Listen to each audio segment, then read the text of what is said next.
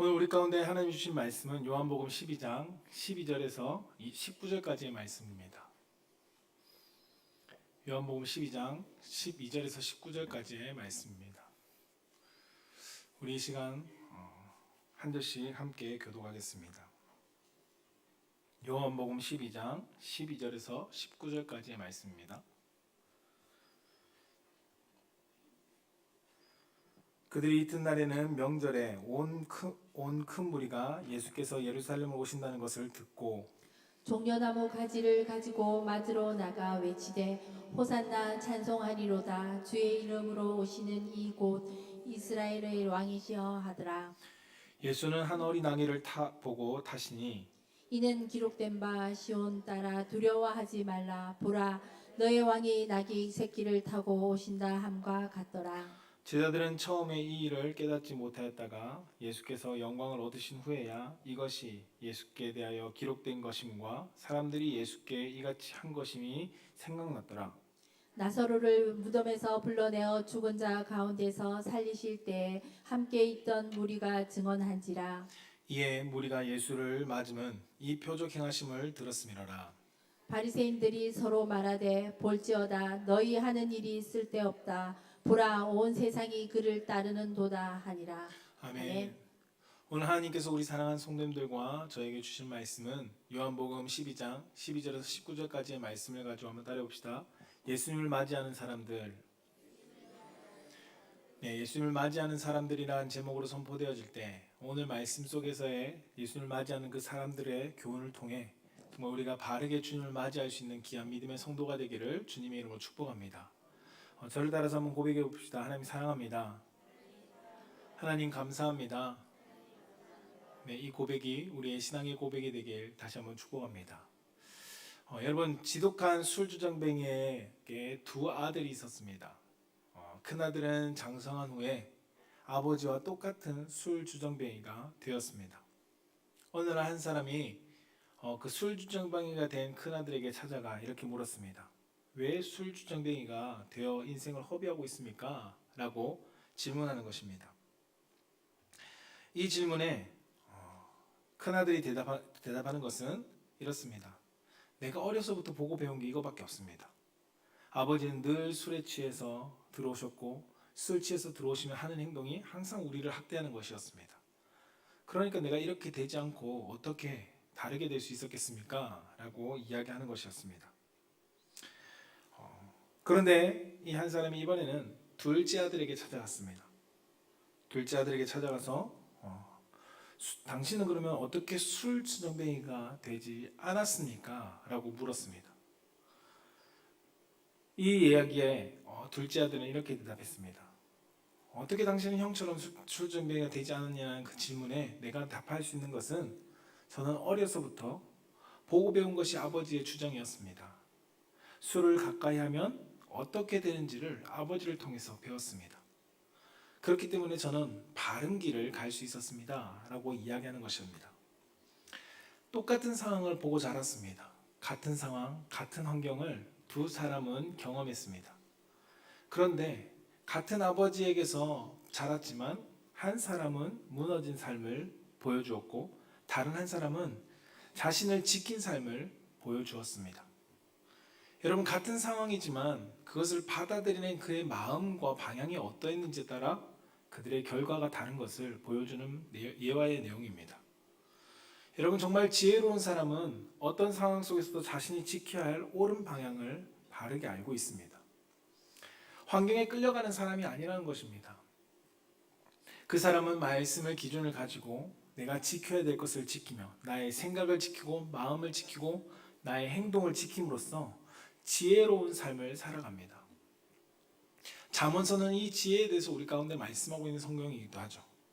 근데 오늘 본문 말씀 속에 이 두 사람과 비슷한 환경에 있는 사람들을 우리는 성경을 통해서 발견하게 됩니다. 이 오늘 본문의 내용에는 예수님을 맞이하는 장면입니다. 종려나무를 가지고 예수님이 입성하시는 장면 속에 그 안에 있는 여러 사람들 가운데 세 부류를 가지고 우리는 볼 수 있다는 것입니다.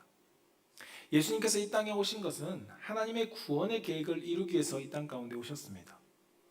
예수님께서 예루살렘에 오셔서 그 입성하실 때 하나님의 구원의 계획을 가지고 오신 예수님에 대해서 그들이 반응하는 장면을 보면 각기 다른 장면을 우리는 성경을 통해서 발견하게 됩니다. 예수님께서는 이제 그 사람들의 무리들의 의도와는 전혀 상관없이 아버지의 뜻을 따라서 예루살렘 가운데 오셨습니다.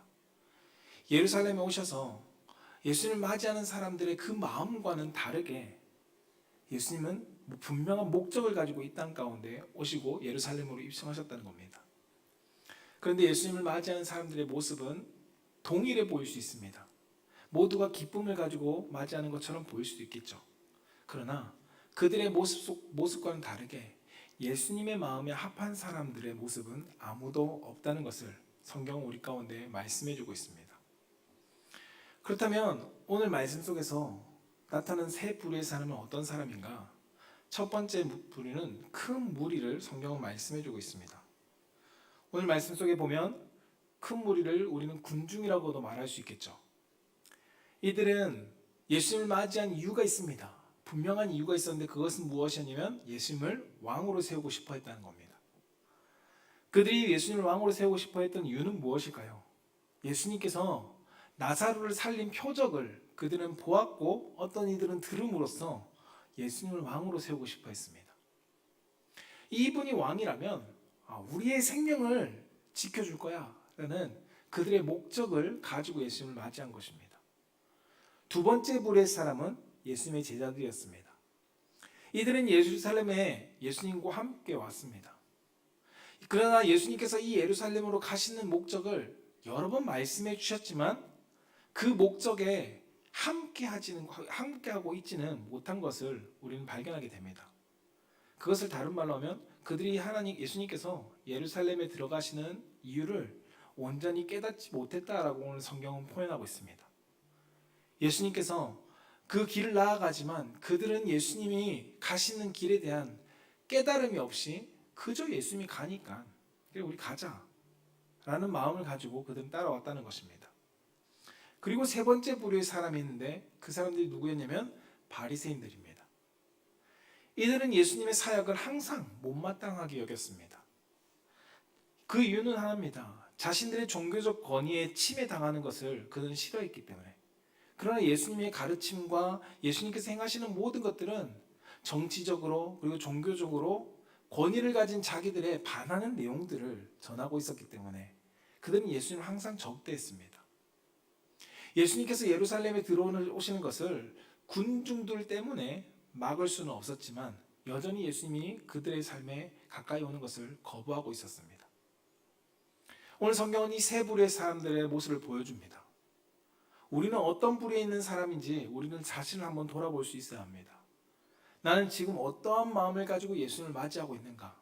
나는 어떠한 마음을 가지고 예수 그리스도를 믿고 있는가? 정말 나 주님을 나의 주인으로 모시기를 원하는 마음을 가지고 나는 맞이하고 있는가? 아니면 같은 예수님을 맞이하고 있지만 전혀 다른 이유와 전혀 다른 목적을 가지고 나는 예수님 앞에 나와 있지 않는가?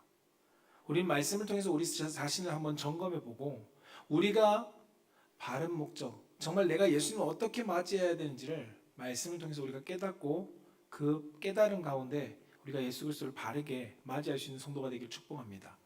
그 첫 번째는 무엇이면 따라해 봅시다. 나의 기대를 채워주실 왕을 기다리는 사람들입니다. 네, 첫 번째 사람의 부류의 사람은 누구냐면 나의 기대를 채워주실 왕을 기다리고 있던 사람들입니다. 나의 기대를 채워주실 왕, 그 왕을 이 무리들은 기다리고 있었습니다. 오늘 본문 말씀 12장 13절에 이렇게 기록하죠.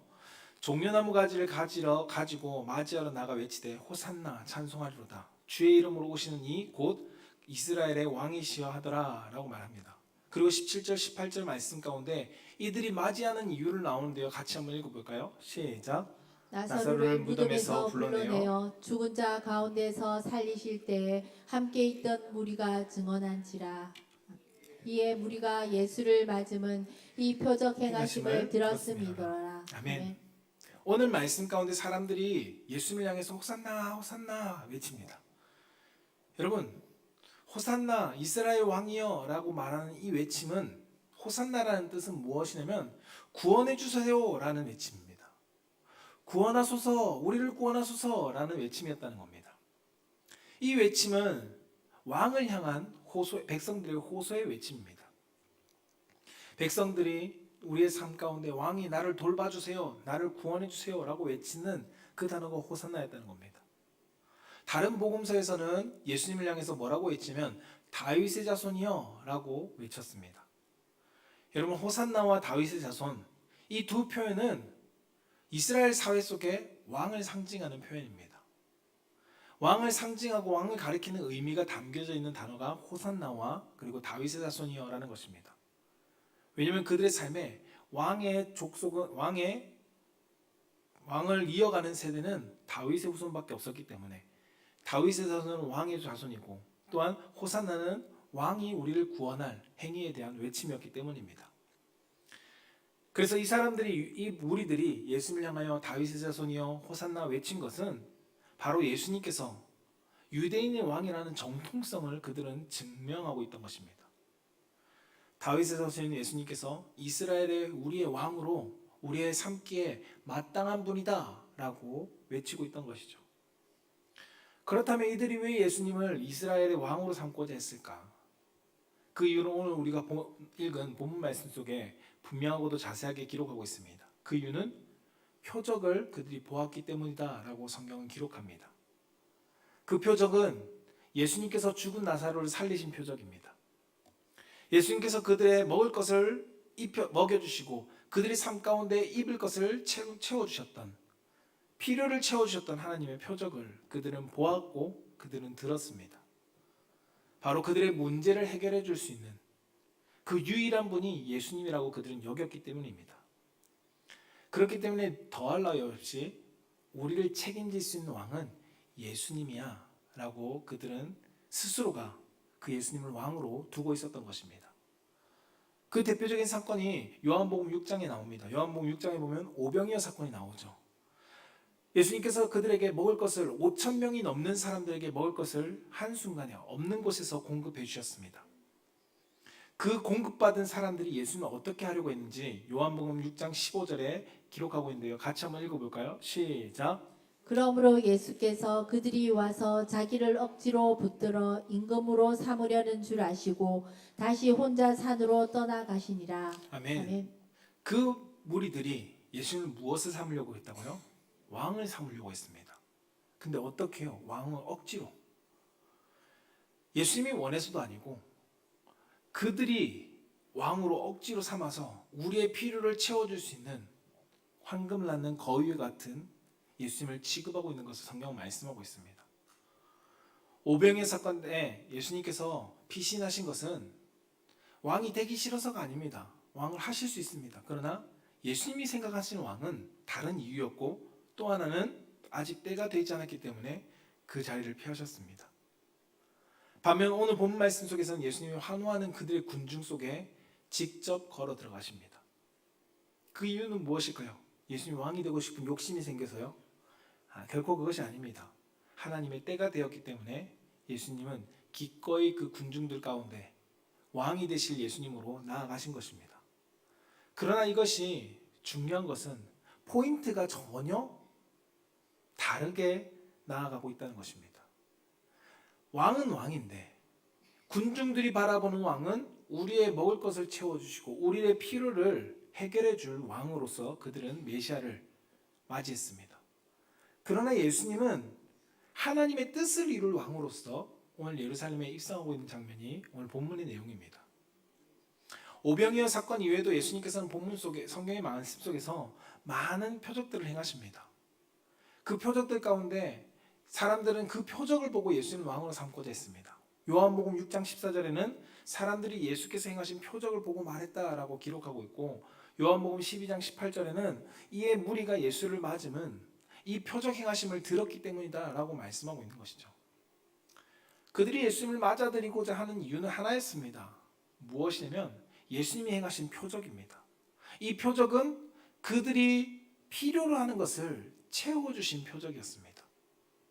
먹을 것이 필요한 이들 가운데 먹을 것을 공급해 주셨고, 질병으로 고통받고 있는 자들 가운데 질병으로 해결해 주셨고, 죽음의 사망에 붙잡혀 있는 자를 살려주시는 그 하나님의 표적을 보고 그들은 예수님을 왕으로 삼고자 했던 것입니다.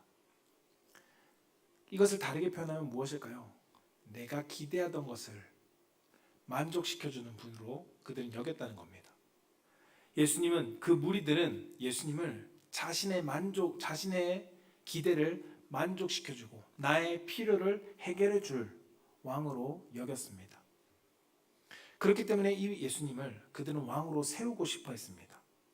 그들의 궁극적인 목적은 무엇이었을까요? 정치적으로 로마의 사회 가운데서 우리가 해방되는 것이 그들의 궁극적인 목표였습니다. 우리나라가 독립을 외쳤던 것처럼 로마의 압제 속에서 그들이 해방되고자 하는 것이 유대인 사회 속에서의 궁극적인 필요였습니다. 근데 그 일을 행하실 수 있는 분이 예수님으로 여겨졌다는 거죠. 그러나 예수님은 그들의 기대와는 전혀 다른 방향으로서 예루살렘에 들어오셨습니다. 예수님은 육적인 해방을 이루어 주시기 위해서 오신 것이 아니었습니다. 예수님은 영적인 해방, 영혼의 죽음 속에서 자유를 주시기 위해서 예수님은 이 땅 가운데 오셨고 예루살렘을 향해서 들어가셨습니다. 바로 오늘 오전 예배 때 말씀드린 것처럼 구원을 완성하기 위해서 이 땅 가운데 오셨고 예루살렘에 들어가신 것입니다. 무리는 예수님의 목적을 알지 못했습니다.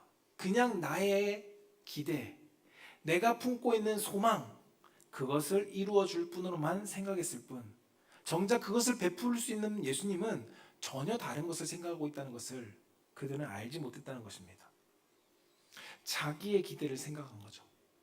사랑하는 성도 여러분, 자신의 만족을 위해 예수님을 맞이하는 이들의 끝이 어땠을까요? 우린 성경의 결론을 알고 있기 때문에 잘 압니다. 자신의 만족을 위해서 예수님은 호산나 호산나, 왕이신 예수님 우리의 왕이 되어주세요 라고 외쳤지만, 이 군중이 자신의 기대를 채워주지 못하는 예수님을 보고 난 뒤에는 그들은 예수님에게서 등을 돌립니다. 자신의 기대를 만족시켜주지 못하는 예수님, 그들을 향해서 오히려 돌아서게 됩니다. 돌아섰을 뿐만 아니라 그들은 그 예수님을 십자가에 못 박으라 라고 외치고 십자가의 못을 박습니다. 여러분, 이제 우리들의 모습을 이들의 모습과 한번 비추어 보기를 원합니다. 오늘날 많은 사람들이 군중들과 같이 예수 그리스도를 믿는 이유가 무엇일까요? 예수님을 맞이하는 이유가 무엇일까요? 교회에 나오고 예수님께서 오셨다는 것을 그들이 영접하는 이유가 무엇일까? 이걸 좀 쉬운 말로 하면 예수님을 믿는 이유가 무엇인가? 제가 많은 이들 가운데 물어보면 초신자들이나 아니면 청소년들이나 학생들에게 물어보면 많은 이유 중에 하나가 나에게 찾아온 문제를 해결해 줄 것이라고 믿기 때문에, 아니면 좀 다른 분들은 내 삶에 평안을 주실 거라고 믿기 때문에 예수님에게 찾아왔습니다 라고 말합니다. 예수님을 믿는 이유가 다른 말로 표현하면 무엇이라는 거예요? 내 기대를, 나의 필요를 채워줄 뿐이라고 내가 생각하기 때문에 예수님께 나왔다는 겁니다. 어떤 사람은 복받기 위해서 나왔다라고 말하는 분도 있습니다. 물론 맞습니다. 여러분, 예수님은 우리의 필요를 채워줄 수 있는 분이고 복을 주실 수 있는 분이고 우리의 문제를 해결해 주실 수 있는 분이십니다. 그거를 못하시는 분이 아닙니다. 그러나 중요한 것은 예수님은 이 땅 가운데 오신 목적이 분명한데, 그 목적은 우리의 기대를 만족시켜 주시기 위해서 오신 것이 아니라는 겁니다. 예수님이 이 땅 가운데 오신 목적은 우리를 구원해 주시기 위해서 오신 것입니다. 예수님께서 십자가를 향해서 나아가신 목적은 우리를 구원하시기 위해서 나아가신 것입니다. 예수님께서 오늘 예루살렘에 입성하신 목적은 이 백성의 죄를 사하시기 위해서 예루살렘으로 들어가셨다는 것입니다. 당시 유대인의 사회는 로마로부터의 구원을 외쳤습니다. 정치적으로서의 구원을 외쳤고 종교적인 회복을 위해서 그들은 예수님을 기대했습니다. 여러분, 이들과 우리의 모습이 별반 다르지 않을 때도 너무나도 많습니다. 우리는 그리스도를 믿는 이유가 물질의 복, 내 삶의 성공의 이유, 내 삶의 행복이라는 그 복을 주님께서 주실 것이라는 기대를 가지고 우리가 나아갈 때가 너무나도 많습니다. 그렇다면 우리는 이 사람들과 무엇이 다를까요? 이 사람들이 기대하고 있던, 이 군중들이 기대하던 나의 필요, 나의 기대, 그것을 가진 것과 예수님을 향해서 내 삶 가운데 평안을 주실 것, 내 삶에 행복을 주실 것, 나의 질병을 낫게 해 주실 것, 그것을 기대하는 것과 무엇이 다를까요? 여러분, 우리는 예수님을 믿으면서 반드시 알아야 되는 것이 있습니다. 그것은 무엇이냐면 예수님은 우리를 사망에서 구원해 주시기 위한 목적이 가장 우선되었다는 겁니다. 우리의 질병을 낫게 해주시는 분입니다. 우리에게 축복을 주시는 분입니다. 우리가 잘되고 행복하기를 원하시는 분이 우리의 예수님입니다. 그러나 그분이 이 땅 가운데 오신 목적은 성경에 분명히 확실하게 이야기하는데, 그것을 복음으로 이야기하고 있는데, 그것이 무엇이냐면 우리의 영원한 생명의 구원을 위해서 오셨다는 겁니다. 예수님이 영원한 생명의 구원을 이루실 분으로 이 땅 가운데 오셨고, 예루살렘으로 들어가셨고, 십자가를 향해서 나아가셨습니다. 사랑하는 성도 여러분, 여러분은 어떤 메시아를 맞이하고 있습니까? 여러분은 왕을 기대하고 계십니까? 여러분들의 구원자를 찾고 계십니까? 나의 기대를 채워줄 분을 여러분들 기대하고 계시나요? 아니면 나를 고난으로부터 해결해 주실 그분을 구원자로 모시기를 원하고 계시나요? 아니면 나의 행복을 위해서 메시아로 그분을 영접하고 계신가요? 우리가 다시금 바로 알아야 되는 것은 무엇이냐면, 우리가 맞이할 예수님, 그 예수님은 나의 육신의 만족을 위해서 그것을 우선순위로 두면서 이 땅 가운데 오신 분이 아니라는 것을 우리는 반드시 바로 알아야 합니다. 예수님의 목적은 우리의 사망에서 건져내시기 위한 목적을 가지고 이 땅 가운데 오셨습니다. 그 예수님은 사망에서부터 생명으로 우리를 옮겨주시기 위해서 나의 왕이 되려고 하시는 분이십니다. 우리가 예수님을 바로 알지 못한 채 예수님을 맞이하면 오늘 군중들과 다를 것이 없습니다. 내 삶에, 그러면 우리의 삶 가운데 채워주지 않으면, 나의 기대를 저버리게 되면 우리는 어떻게 될까요? 군중들처럼 돌아서게 될 것입니다. 내가 신앙생활 10년 해봤는데 별거 없더라. 내가 교회를 10년 다녀봤는데 별거 없어. 똑같이 힘들어. 교회 가나 안 가나 똑같이 힘들더라. 난 그래서 예수 안 믿을래. 여러분, 이것이 만들어낸 이야기가 아니라 가난한 성도나 아니면 교회를 떠난 사람들의 이야기를 들어보면 이러한 이야기가 너무나도 많습니다. 사랑하는 성도 여러분, 우리의 신앙생활을 왜 하고 계십니까? 나의 기대를 채우기 위한, 나의 복을 구하기 위한 신앙생활을 하고 있지는 않습니까? 아니면 영원한 사망에서 나를 호산나, 나를 구원해 주세요 라는 외침 가운데 예수 그리스도를 붙들고 계십니까? 저는 우리 사랑하는 성도님들이 사망에서 생명으로 옮기실 예수 그리스도를 소망하며 그분을 나의 왕으로 모시는 성도가 되길 축복합니다. 나의 기대를 채워주기 위해서 예수 그리스도를 믿는 자가 되지 않기를 축복합니다. 우리가 다니엘과 새 친구들처럼 우리가 이 풀무불에서 구원하지 아니하실지라도 나는 여호와를 섬기겠다라는 이 믿음의 고백, 다니엘의 새 친구뿐만 아니라 성경의 많은 믿음의 사람들의 고백들이 바로 다 이랬습니다. 저는 우리 사랑하는 성도님들의 고백이 이러한 고백이 되길 축복합니다. 나의 기대를 채워주시 아니하실지라도, 나의 삶에 우리 가정의 문제를 회복시키지 아니하실지라도, 나의 질병으로부터 나를 치유하지 아니하실지라도 나는 여호와를 섬기고 여호와를 나의 왕으로 모시겠습니다 라는 이 고백이 우리 사랑하는 성도님들의 믿음의 고백이 되길 축복합니다. 두 번째는 예수를 맞이하는 사람들의 두 번째 부류는, 따라해봅시다. 왕과 함께하지만 깨닫지 못하는 사람들입니다. 네, 오늘 본 말씀에 14절부터 17절까지 말씀에 이러한 사람들이 등장합니다. 함께 읽어볼까요? 시작. 예수는 한 어린 나귀를 보고 타시니 이는 기록된 바 시온 따라 두려워하지 말라. 보라, 너의 왕이 나귀 새끼를 타고 오신다 함과 같더라. 제자들은 처음에 이 일을 깨닫지 못하였다가 예수께서 영광을 얻으신 후에야 이것이 예수께 대하여 기록된 것임과 사람들이 예수께 이같이 한 것임이 생각났더라. 아멘. 오늘 본 말씀에 보면 앞서 본 군중들과 같이 호산나 호산나 외치는 장소에 누가 있었냐면 제자들이 있었습니다. 이 제자들도 예수님과 함께하고 있었습니다. 예수님께서 어린 나귀를 타고 예루살렘으로 입성하실 때 그들은 이유를 알지 못하지만 그냥 예수님께서 나귀를 끌고 오라니까, 저기 묶여있는 나귀를 끌고 와 라고 하니까 나귀를 끌고 왔습니다. 이유는 알지 못했습니다. 여러분, 그들이 하는 행동 속에 예수님과 함께는 가고 있지만 그 걸음마다 왜 가시는 걸까라는 이유를 알지 못한 채 맹목적으로 그들은 그 길을 나섰습니다. 그런 의미에서 보면 오늘 군중들과 제자들의 모습은 그렇게 다를 것이 없어 보입니다. 그런데 앞선 무리와 제자들의 다른 점이 하나 있습니다. 그것은 무엇이냐면 앞선 무리의 사람들은 자신의 기대가 달라졌을 때 그들은 예수님에게서 등을 돌려 떠났습니다.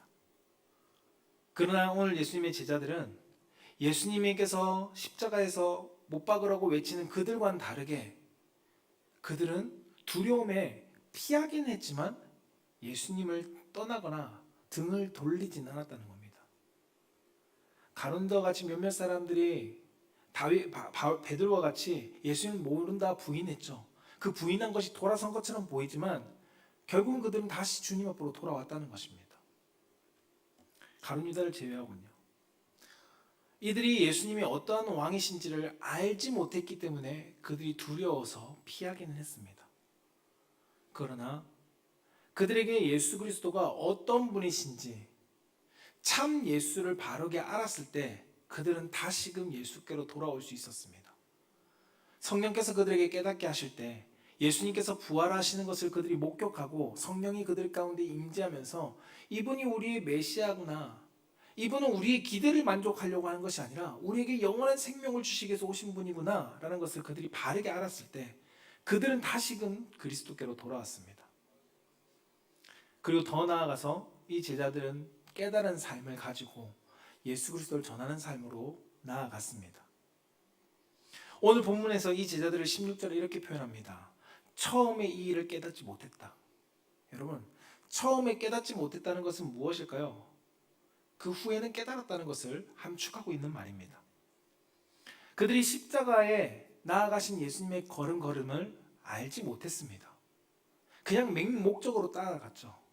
그러나 중요한 것은 그들이 예수님을 떠나지 않고 그 예수님의 발걸음 가운데 함께 하니까 결국은 그들이 예수 그리스도의 목적을 알게 되고 예수 그리스도가 어떤 분인지를 바르게 알게 되고 그 바르게 하는 예수 그리스도를 그들이 진짜 영접하고 맞이함으로써 그 길을 함께 가는 사도로서, 제자로서, 자녀로서 그 길을 걸어갈 수 있었다는 것입니다. 여러분, 우리의 삶에 예수 그리스도를 처음 믿은 이유가 앞서 아까 말씀드린 것처럼 복받기 위해서 오신 분도 있을 것입니다. 내 삶의 어려운 문제를 가지고 이거 해결받고 싶어서 찾다가 예수님께 나오신 분도 있을 것입니다. 그것이 잘못됐다는 것이 아닙니다. 그렇게 나올 수 있죠. 오늘 제자들도 예수님을 따라다녔지만 예수님이 가는 발걸음을 알지 못했고 예수님을 맞이했지만 그들은 예수님을 맞이하면서도 예수님이 무엇을 향해서 나아가는지 알지 못하고 있던 사람들입니다. 그러나 많은 무리가 내 만족을 채워주지 않아서 떠날 때 그 제자들은 떠나지 않고 예수님과 함께하고 있었고 때로는 무서워서 도망은 쳤지만 다시금 그 예수님께 돌아왔을 때 하나님은 그들의 삶 가운데 성령님을 통해서 예수님의 바른 목적을 깨달아 알게 하셨고 더 나아가서 그 목적 가운데 함께 동행하는 자들로 세워주심을 성경 우리 가운데 말씀하고 있습니다. 그래서 예수님 우리 가운데 이렇게 말씀하죠. 요한복음 15장 4절에 이렇게 말씀합니다. 같이 한번 읽어볼까요? 시작. 내 안에 거하라. 나도 너희 안에 거하리라. 가지가 포도나무에 붙어 있지 아니하면 스스로 열매를 맺을 수 없음 같이 너희도 내 안에 있지 아니하면 그러하리라. 아멘. 뭐라고요?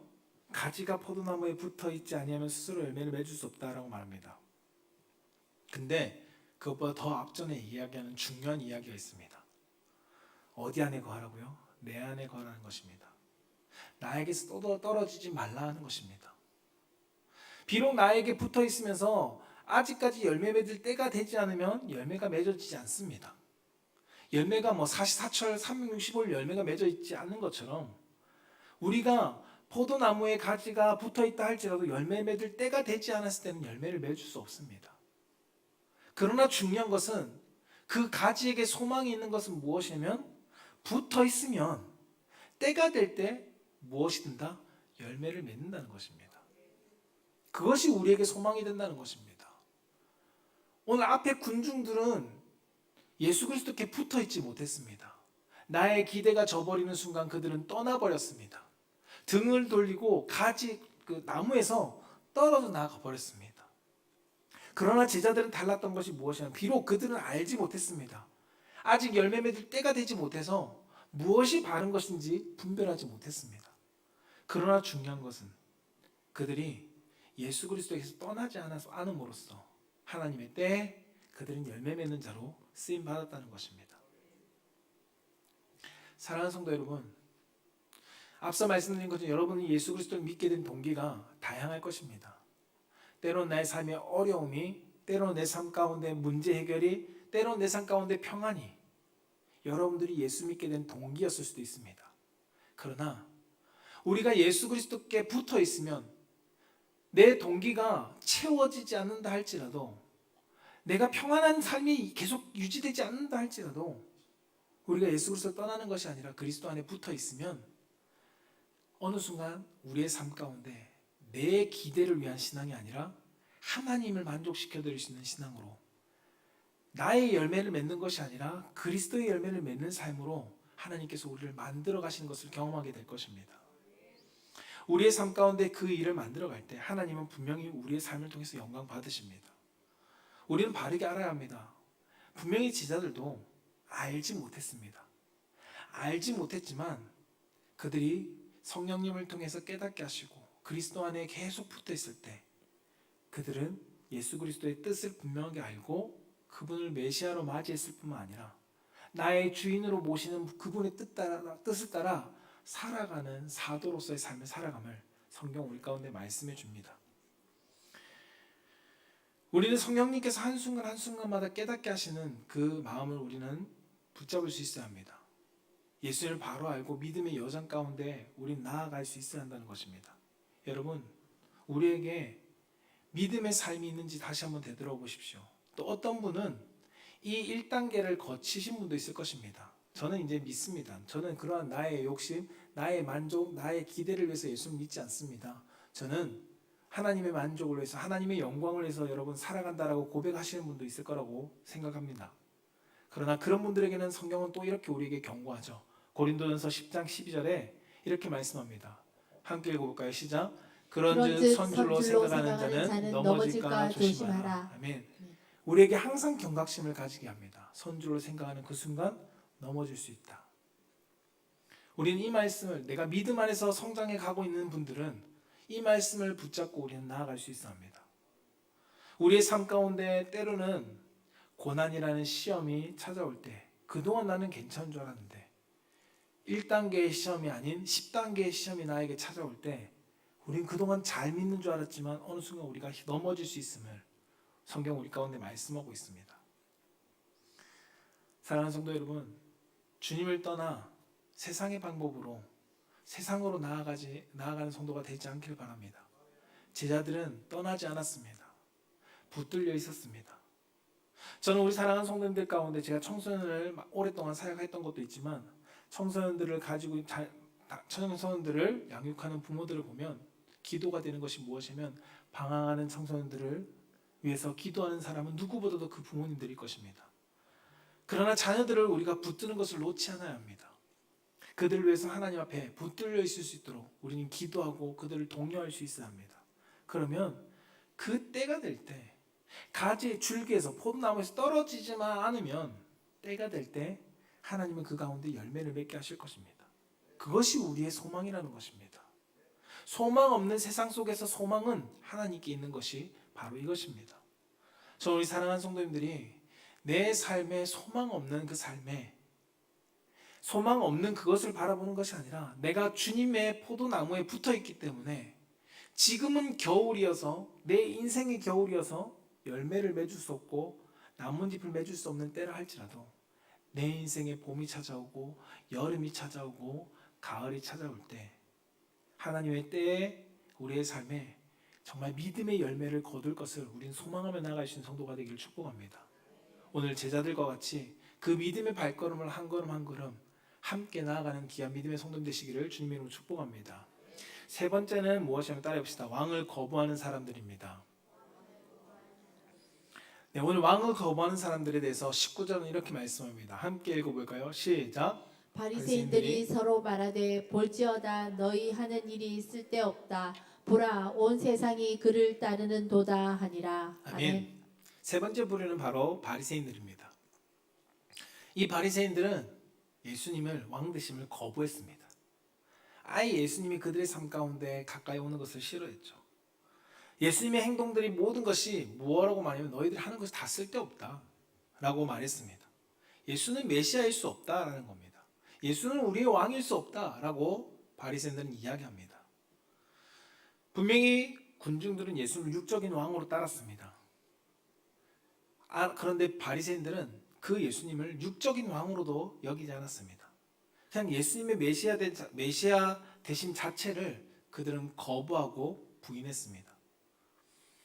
이 모습 속에 우리는 내가 왕이 되고 싶어하는 것을 발견할 수 있습니다. 바리새인들이 그들이 예수 그리스도를 거부했던 이유가 무엇일까요? 그 이유는 나의 기득권입니다. 나의 기득권을 계속 예수가 침범하고 있는 것입니다. 종교적인 권위를 받고 있던 내가 예수의 가르침이 내가 가르치는 내용들에 반하는 내용들을 전하고 있고 하늘의 이야기라고 하면서 다른 일들을 행하고 있는 그 예수가 내 마음에 들지 않았던 것입니다. 내 기득권이 내 삶의 주인이 되어버리고 나의 편한 방식이 내가 살아가는 방식이 나의 삶의 기준이 되어버릴 때 우리는 예수 그리스도를 우리의 메시아를 왕을 거부하게 됩니다. 그 특징이 무엇이냐면 하나님의 진리의 말씀이 나에게 증거되어질 때 우리는 그것을 따르고 싶어 하지 않게 됩니다. 내가 생각하는 것이 맞는 것이고 내가 생각하고 있는 기준이 정답이다라고 여기기 때문에 하나님의 말씀이 내 삶에 운동력 있게 활동하지 못하도록 우리는 가로막습니다. 적당히 편한 정도의 신앙생활을 하고 필요에 따라 종교생활하는 정도의 신앙생활을 하는 마치 바리새인들과 서기관들처럼 우리는 살아갑니다. 그렇다고 이들이 편하게 신앙생활을 했다는 것은 아닙니다. 율법으로는 누구보다도 열심을 냈습니다.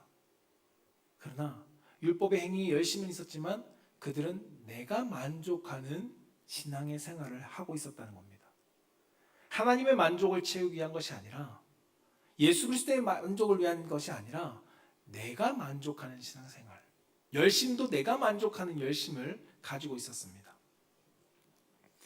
특히나 우리가 신앙생활을 오래 했다고 하시는 분들은 우리가 오늘 말씀을 통해서 이 바리새인들 통해서 우리는 스스로 한번 점검해 볼 수 있어야 합니다. 내가 혹시나 여기에 빠져 있지는 않는가? 분명히 교회는 빠지지 않고 잘 나오고 초신자들보다 열심히 봉사하고 헌금생활 잘하고 누구보다 헌신하고 성경도 많이 읽고 모든 것을 다 하고 있는데 나의 그 생각이 나를 주관하고 있지는 않는지 우리는 스스로 점검해 볼 수 있어야 합니다. 목사이기 때문에 믿음이 좋아 보일 수 있습니다. 그러나 반대로 목사이기 때문에 내가 왕이 되기 쉬운 사람이 바로 목사입니다. 이제는 적당히 내가 성경도 알고 그냥 성경을 읽으면 대충 무슨 내용인지도 알고 그리고 그건 나도 해봤어 라고 말할 수 있는 신앙의 연륜도 있고 그러나 목사가 내가 주인이 되어버린 순간 목사여도 끝입니다. 마가복음 7장 6절에서 8절 말씀은 이렇게 말합니다. 6절 말씀 후반부에 이렇게 말하는데요. 기록되었을 때 이 백성이 입술로는 나를 공경하되 마음은 내게서 멀도다 라고 말씀합니다. 그러면서 7절 말씀 가운데 이렇게 말씀하는데 같이 읽어볼까요? 시작. 사람의 계명으로 교훈을 삼아 가르치니 나를 헛되이 경배하는 도다 하였느니라. 아멘. 그리고 8절에는 너희가 하나님의 계명을 버리고 사람의 전통을 지킨다라고 말하죠. 여러분, 사람의 계명으로 교훈을 삼아 가르친다. 이것이 무엇이라고요? 나를 헛되게 경배하고 있다는 겁니다. 누구보다도 열심을 내고 있는 바리새인들을 향해서 예수님께서 하신 말씀입니다. 이 백성들이 입술로 나온 걸 공경하는데 예배의 자리 나와 있고 헌신의 자리 나와 있고 봉사의 자리 나와 있고 누구보다도 빠지지 않고 시간을 투자하고 돈을 투자하면서 신앙생활을 하고 있는데 중요한 것은 나를 공경하는 마음은 내게서 멀다라고 말씀하고 있습니다. 사람의 계명으로 가르치고 있고 성경의 말씀이라고 말하면서 가르치고 있는데 헛되이 경배하고 있다라고 말씀하고 있다는 겁니다.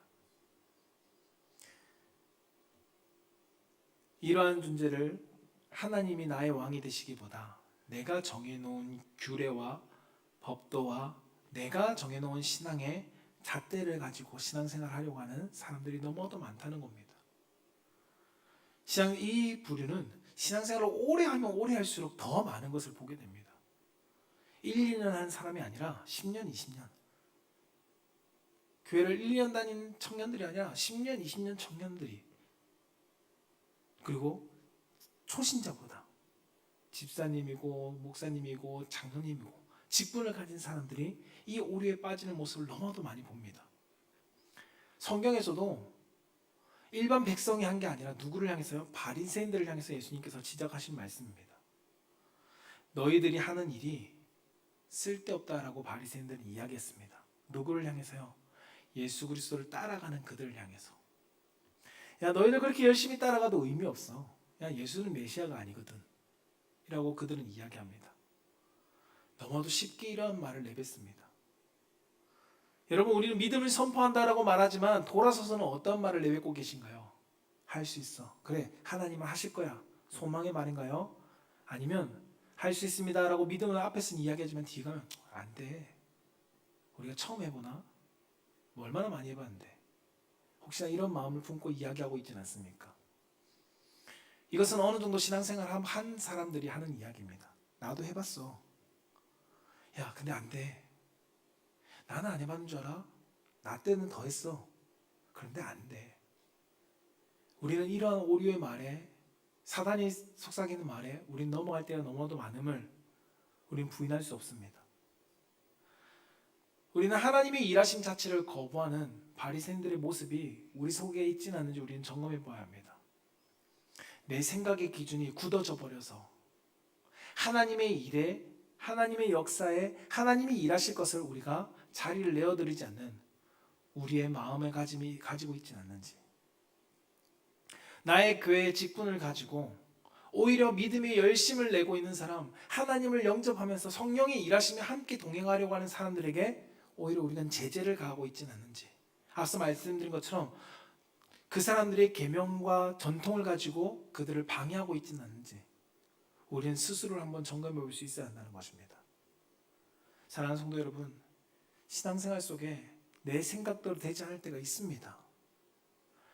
인생은 내 생각대로 되지 않을 때가 너무도 많다는 겁니다. 그러나 그것으로 인해서 우리가 예수님을 거부하는 바리새인들과 같은 삶을 살아서는 안 됩니다.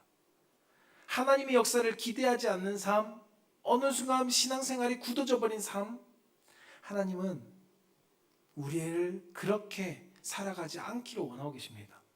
오히려 주님의 역사를 자제하고 거부하는 이 사람은 앞서 이 총 전체의 세 부류 중에 가장 변화되기 어려운 부류의 사람입니다. 10년, 20년 신앙이 굳고 30년, 40년 신앙이 화석같이 굳어버리면 아무리 우리가 좋은 말을 하고 성경의 지식을 가지고 성경의 말씀을 가지고 선포해도 그것을 받아들이려고 하지 않는 모습들을 우리는 종종 발견하게 됩니다. 사람이 좋고 안 좋고를 떠나서요. 그 사람은 우리가 변화시킬 수 없을 뿐만 아니라 하나님의 복음으로도 쉽게 변화되지 않는 것을 우리는 발견하게 되죠. 하나님은 우리에게 바리새인들과 같은 길을 가지 말라고 말씀합니다. 이들은 어느 순간 내가 왕이 되어 있습니다. 종교적인 권위와 직분으로는 분명히 하나님을 섬기는 자리인데 제사장이었고 바리새인이었습니다. 그러나 정작 그들의 중심에는 하나님이 중심이 되는 것, 하나님이 왕이 되어 있는 것이 아니라 그들이 왕이 되어 있는 것을 성경은 지적하고 예수님은 그들에게 지적하고 있습니다. 사랑하는 성도 여러분, 바리새인처럼 내가 알고 있는 지식을 가지고 그것을 왕으로 삼고 살아가는 성도가 되지 않기를 축복합니다. 내 경험이 신앙의 기준이 되지 않기를 원합니다. 내가 생각하는 관념과 나의 전통이 믿음의 신앙생활의 기준이 되지 않길 바랍니다. 우리가 기준이 될 것은 오직 예수 그리스도, 그분이 나의 삶의 기준이 되고 그분이 선포하신 복음이 나의 삶의 기준이 되고 하나님의 말씀이 나의 삶의 기준이 되어서 매 순간순간 예수 그리스도를 맞이하고 매 순간순간 예수 그리스도의 인도하심 가운데 그분의 뜻 가운데 함께 동행하며 살아가는 성도가 되기를 축복합니다. 그때 우리가 맞이한 그 예수 그리스도를 통해서 내 삶은 놀라운 변화를 만들어낼 것입니다. 말씀을 정리하고자 합니다. 여러분, 예수님은 우리 이 땅 가운데 오셨습니다. 누구를 위해서 오셨을까요? 나를 위해서 오셨습니다. 그러나 예수님이 나를 위해서 오셨지만 다른 한편으로는 나를 만족시켜주기 위해서 오신 분은 아닙니다. 나의 기대를 충족시켜주기 위해서 오신 분이 예수님이 아니라는 겁니다. 예수님은 하나님의 뜻을 가지고 나를 위해서 이 땅 가운데 오셨고 하나님께서 바라보는 그 영혼인 나를 생명으로 구원하시기 위해서 이 땅 가운데 오신 분이 예수님입니다. 저는 우리 사랑하는 성도님들이 그 예수님을 바르게 맞이하는 성도가 되기를 축복합니다. 오늘 군중들처럼 나의 기대를 가지고 예수를 맞이하는 성도가 되지 않기를 바랍니다. 나의 기대를 충족시킬 그 예수 그리스도로 바라보고 나아가지 않기를 소망합니다.